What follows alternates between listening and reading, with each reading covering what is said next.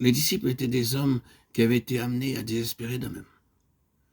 Au début de cette école, qui devait durer 3 ans, ils avaient dû abandonner tout ce qu'ils possédaient. Mais c'est seulement à la fin de cette période qu'ils avaient commencé à se donner eux-mêmes.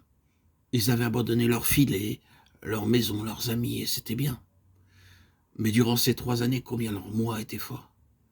Que de fois Jésus dut leur parler au sujet de l'humilité. Mais ils ne pouvaient pas le comprendre. Ils étaient constamment en contestation pour savoir lequel d'entre eux serait le plus grand. Même lors du dernier souper, lorsqu'ils étaient assis autour de la table et qu'ils venaient de célébrer la Sainte Seine, ils discutaient encore à ce sujet. Lequel serait le plus grand parmi eux? Luc 22, 24. Ils n'avaient pas renoncé à eux-mêmes. Une fois de plus, il était manifeste qu'ils vivaient bien peu dans l'esprit de Jésus.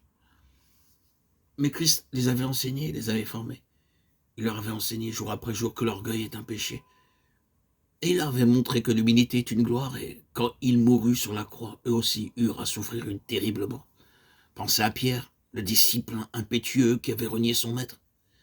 Ne croyez-vous pas que dans la tristesse de ces 3 jours, du jour de la crucifixion au jour de la résurrection, ce qui était le plus amer pour lui, c'était la honte d'avoir renié son maître. C'est alors qu'il apprit à désespérer de lui-même. Lorsqu'il était assis à la table lors du premier souper, comme il était rempli de confiance en lui-même, quand tu serais pour tous une occasion de chute, tu ne le seras jamais pour moi, s'écrie-t-il. Matthieu 26, 33. Mais Jésus l'emmena avec lui dans la mort et dans la tombe, et Pierre sentit qu'il n'y avait vraiment rien de bon en lui. Il avait appris à désespérer de lui-même.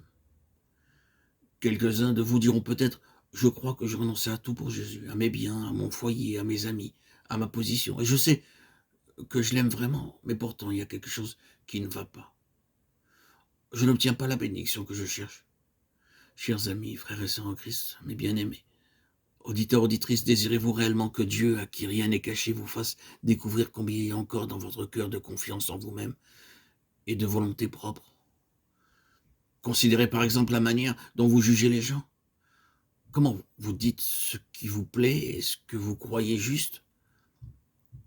Vous n'avez pas encore appris à étudier l'humilité et la tendresse de Jésus? Tout ceci est le moi, l'ego. Vous travaillez pour Dieu, vous essayez de faire le bien, mais en réalité, c'est votre propre travail que vous faites. Vous faites ce travail en chrétien et vous comptez sur l'aide de Dieu et sur sa bénédiction. Mais cela ne peut pas être. Dieu doit d'abord faire descendre dans la tombe chacun en particulier. Connaissez-vous la signification de la mort de Jésus? Voici quelle en est la signification. Cela signifie que Jésus dit à son Père, en fait, voici ma vie si précieuse pour moi, ma vie qui a été sans péché. Je te l'ai livrée de mon vivant. Maintenant, je vais te la livrer dans la mort. Il alla dans la tombe en disant, je remets mon esprit entre tes mains. Et vous savez ce qui arriva. Parce qu'il donna sa vie entièrement et descendit dans l'obscurité profonde de la mort et de la tombe. Dieu l'a ressuscité. Il lui a donné une vie nouvelle, une gloire nouvelle, un pouvoir nouveau. Dieu l'a élevé de la tombe à la gloire. La mort était le secret de la résurrection. Comprenez bien que si vous désirez être rempli du Saint-Esprit, de la vie glorieuse de la résurrection, vous devez d'abord mourir à vous-même, à votre moi, à votre ego, si enflé de lui-même, si imbu. Les apôtres étaient des hommes qui avaient été amenés à désespérer totalement d'eux-mêmes, des hommes qui avaient tout perdu et qui étaient donc prêts à tout recevoir d'en haut.